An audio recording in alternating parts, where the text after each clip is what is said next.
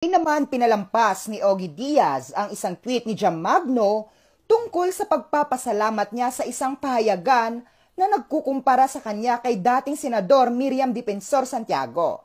Ani pa nga ni Jam Magno sa kanyang tweet, "Thank you Mindanao Daily Mirror for acknowledging me as the next Miriam Defensor Santiago." At ito nga ang nasabing video. Sa babaeng punggok. O in fairness, mas maganda ka sa dilim kesa sa liwanag. Bakit hindi mo i-maintain yun? At saka please naman, te.